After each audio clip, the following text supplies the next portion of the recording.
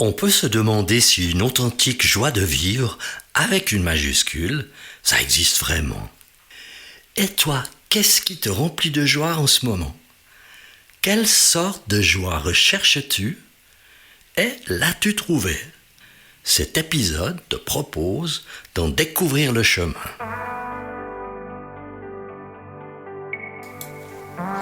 Bienvenue sur Allô la vie, le podcast qui te dit tout sur le Jésus de l'Évangile, cet Évangile qui bouleverse depuis 2000 ans des millions de vies, dont la mienne. Je m'appelle Mathieu M.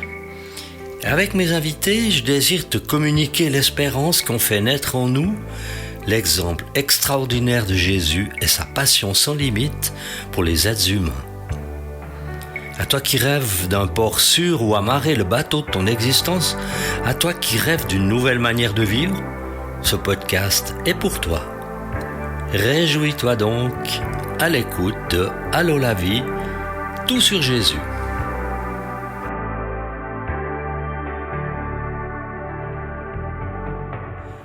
Durant ces 4 mois d'été, j'ai diffusé 8 épisodes de Allô la vie, tout sur Jésus. J'espère de tout cœur qu'ils t'ont en quelque sorte accompagné durant cette période dans la découverte de l'Évangile, car c'est le but de cette émission de podcast. Et la question du jour portait sur la source de notre joie en ce bas monde. Peut-on en trouver? Si oui, quelle sorte de joie? Une joie qui ne dure qu'un instant avant de disparaître, une joie soumise à de nombreuses conditions pas toujours accessibles, une joie qui réside dans ce que l'on peut posséder, conquérir, gagner. Un adage populaire bien connu dit « un tien vaut mieux que 2 tu l'auras ». Ou alors tenir quelque chose c'est mieux que de courir après ce que l'on n'a pas. Mais est-ce que c'est bien vrai ? Au nom de leur sagesse et de leur intelligence toute humaine, certaines personnes rejettent toute idée spirituelle et ne veulent tout simplement pas en entendre parler. Par exemple, plusieurs personnes m'ont dit considérer ma foi personnelle en Jésus comme du pur délire. Pour elles, que je trouve mon plein accomplissement dans la pratique heureuse et joyeuse de l'Évangile, c'est qu'une folie totale. Bon, expérience faite, je témoigne que goûter à la joie spirituelle offerte par Jésus dépasse de loin en intensité, en durabilité les pauvres jouissances éphémères qui nous sont proposées dans cette vie. Ceci dit, je crois qu'il est temps de continuer notre voyage passionnant dans l'Évangile. Aujourd'hui, Luc nous rapporte la mission d'un nouveau groupe de disciples. Cette expérience originale va-t-elle leur apporter de la joie ? Et de quelle sorte de joie il s'agira? Après cela, le Seigneur désigne encore 70 autres disciples et les envoie devant lui, 2 par 2, dans toutes les villes et dans tous les endroits où lui-même doit aller. Il leur dit « La moisson est grande, mais il y a peu d'ouvriers. Priez donc le maître de la moisson d'envoyer des ouvriers dans sa moisson. Allez-y. Je vous envoie comme des agneaux au milieu des loups. Ne prenez ni bourse, ni sac, ni sandales et ne saluez personne en chemin. Dans toute maison où vous entrerez, dites d'abord que la paix soit sur cette maison. Et s'il se trouve là un homme de paix, votre paix reposera sur lui, sinon elle reviendra sur vous. Restez dans cette maison, mangez et buvez ce qu'on vous donnera, car l'ouvrier mérite son salaire. N'allez pas de maison en maison. Dans toute ville où vous entrerez et où l'on vous accueillera, mangez ce que l'on vous offrira, guérissez les malades qui s'y trouveront et dites-leur « Le royaume de Dieu s'est approché de vous ».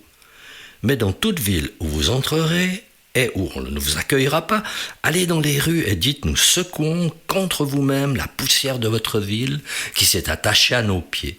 Sachez cependant que le royaume de Dieu s'est approché de vous. Je vous dis que ce jour-là, Sodome sera traité moins sévèrement que cette ville-là. Malheur à toi, Chorazim, malheur à toi, Bethsaïda, car si les miracles accomplis au milieu de vous l'avaient été dans Tyr et dans Sidon, il y a longtemps que leurs habitants se seraient repentis, habillés d'un sac et assis dans la cendre. C'est pourquoi, lors du jugement, Tyr et Sidon seront traités moins sévèrement que vous, Et toi, Capernaum, qui a été élevé jusqu'au ciel, tu seras abaissé jusqu'au séjour des morts. Celui qui vous écoute m'écoute, celui qui vous rejette me rejette, et celui qui me rejette rejette celui qui m'a envoyé. Prends maintenant un instant pour imaginer faire partie des envoyés pour cette mission. Avant le départ, Jésus est là qui répond aux questions. « Maître, comment est-ce qu'on s'équipe pour y aller ?» Alors n'emportez avec vous ni bourse, ni sac, ni sandales, ne saluez personne au chemin. Et puis, qu'est-ce qu'on emporte comme provision ? Rien du tout. Quand vous serez reçu chez un habitant, mangez, buvez ce qui vous sera présenté. Vous êtes des ouvriers dans la moisson des âmes, mais tout ouvrier mérite un salaire. Est-ce qu'on devra passer de maison en maison ? Non, vous resterez là où on vous aura accueilli. S'il y a des malades, guérissez-les. N'oubliez pas de leur dire que le royaume de Dieu s'est approché d'eux. Et si, quelque part, personne ne veut nous accueillir, qu'est-ce qu'on doit faire, Seigneur ? Vous irez dans la ville en leur disant que vous secouez la poussière de cette ville attachée à vos pieds, mais que le royaume de Dieu s'est toutefois approché d'eux. Qu'est-ce qui arrivera aux endroits qui nous rejettent ? Lorsque le temps sera venu de rendre des comptes à Dieu, ces villes, ces lieux seront traités avec plus de rigueur que des villes étrangères comme Tyr et Sidon, et même que Sodome et Gomorrhe. Mais pourquoi donc, maître, une aussi terrible punition ? Si au lieu de la Galilée, je vous avais envoyé apporter la bonne nouvelle et accomplir des miracles dans des villes étrangères, de Tyr, Sidon, etc., leurs habitants ne vous auraient pas jeté dehors, mais se seraient repentis du mal commis et auraient cherché le pardon auprès de Dieu. Prends un autre moment pour imaginer la tête des gens qui voient des disciples arriver à pied dans tel village ou telle ville.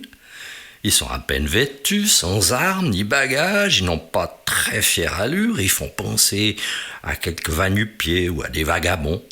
Sur leur passage, on se demande ce qu'ils viennent faire et qui se dévouera pour les recevoir. Mais pourquoi donc Jésus a-t-il envoyé ses missionnaires ainsi dépouillés ? De nos jours, qui partirait ainsi sous-équipé pour une telle aventure ? Imagine, sans réservation d'hôtel, sans billet d'avion ou de train, sans valise, ni sac à dos, sans carte de crédit, sans rien. Quand les empereurs romains envoyaient par tout le monde connu d'alors des troupes armées jusqu'aux dents, et ils ont mis des peuples sous leur joug militaire, ils étaient bien équipés. Mais quand Jésus envoie ses troupes à lui, ce sont des gens qui ne payent pas de mine, qui apportent la paix, libèrent les gens de leur joug spirituel, de leur maladie, avec la seule puissance de la foi en son nom. Alors maintenant, est-ce que cette stratégie va fonctionner ? Écoutons comment Luc décrit le retour de cette curieuse équipe auprès de Jésus. Les 70 reviennent tout joyeux et disent « Seigneur, même les démons nous sont soumis en ton nom. » Jésus leur dit « Je regardais Satan tomber du ciel comme un éclair. Voici, je vous ai donné le pouvoir de marcher sur les serpents, les scorpions, sur toute la puissance de l'ennemi, et rien ne pourra vous nuire. Cependant, ne vous réjouissez pas de ce que les esprits vous sont soumis, mais réjouissez-vous de ce que vos noms sont inscrits dans le ciel. » À ce moment même, Jésus est rempli de joie par le Saint-Esprit et il dit « Je te suis reconnaissant, Père, Seigneur du ciel et de la terre, de ce que tu as caché ces choses aux sages et aux intelligents et les as révélées aux enfants. Oui, Père, je te suis reconnaissant parce que c'est ce que tu as voulu. Mon Père m'a tout donné et personne ne sait qui est le Fils, si ce n'est le Père, ni qui est le Père, si ce n'est le Fils, et celui à qui le Fils veut le révéler. » Puis il se tourne vers les disciples et leur dit en privé « Heureux les yeux qui voient ce que vous voyez. En effet, je vous le dis, beaucoup de prophètes et de rois ont désiré voir ce que vous voyez et ne l'ont pas vu, entendre ce que vous entendez et ne l'ont pas entendu. » Donc maintenant, toute l'équipe des disciples est revenue au comble de la joie. Après ce qu'ils viennent de vivre, ils n'ont que de merveilleux témoignages à raconter sur leur mission, qui est pleinement réussie, malgré des conditions assez difficiles dans lesquelles elle s'est déroulée. Assis au bord du lac, Jésus les écoute et complète leur enseignement. Oui, tout s'est bien passé. Vous avez fait dégringoler la puissance de l'ennemi des âmes grâce au pouvoir que je vous ai donné sur lui. Mais soyez très attentifs. Je vais vous montrer le chemin de la vraie joie, celle qui ne pourra pas vous être enlevée. Mais Seigneur, pourrions-nous éprouver une joie plus intense que triompher des ténèbres comme nous l'avons fait? S'étonnent quelques-uns des disciples. Ben oui. Jésus leur répond, sachez que vos noms sont inscrits dans le ciel, c'est de cela que vous devez vous réjouir. En effet, tout le reste est éphémère, mais cette joie-là annonce votre éternité auprès de Dieu. Même de grands prophètes et même de grands rois auraient bien voulu avoir le même bonheur, de voir ce que vos yeux voient, entendre ce que vos oreilles entendent, mais ils n'ont pas eu ce bonheur. Jésus est comblé de joie par le fait que cette révélation reste cachée aux sages, aux intelligents de ce siècle, mais qu'elle est révélée à ceux qui croient comme des enfants. Alors maintenant, dès le moment où toi, tu as reçu le cadeau de Dieu, sa grâce, son pardon gratuit, le salut en Jésus, ton nom est inscrit dans le ciel, ton nom à toi. Pense un peu à ce que cela signifie pour toi personnellement. Cela me fait souvent penser à la joie tellement explosive des étudiants qui découvrent leur nom inscrit sur le tableau des résultats parmi ceux qui ont réussi l'examen. À l'instant où tu as dit « Oui Jésus, je te reçois comme mon sauveur dans ma vie », tu découvres ton propre nom inscrit dans le ciel. Jésus a bien dit « Vos noms sont inscrits », c'est au présent, non pas au futur. Il n'a pas dit « Ils seront inscrits », ils sont inscrits. C'est ça la vraie joie, la joie authentique, que nul ne peut nous ravir. Rien ne pourra vous nuire, a dit Jésus. Il m'arrive souvent de dire « Moi, Matthieu, mon nom est inscrit dans le ciel, grâce à Dieu. » Même que ce soit la fortune, le bonheur familial, une quelconque réussite, rien de tout cela ne peut me procurer une joie aussi vivante que celle de savoir que mon nom est inscrit dans le ciel. Alors là où tu te trouves dans le secret de ton cœur, que tu sois à cet instant, dis-le aussi. Mon nom est inscrit dans le ciel. C'est un fait actuel et non pas une belle promesse future. C'est maintenant. Mon nom est inscrit dans le ciel.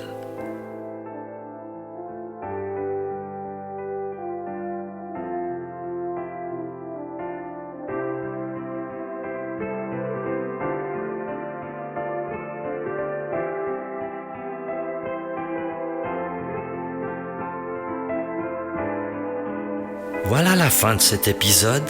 Je me réjouis d'avoir pu partager avec toi qu'est-ce que c'est que vivre dans la vraie joie avec Jésus, le Jésus de l'Évangile dont parle ce podcast, et je te dis à bientôt pour un nouvel épisode.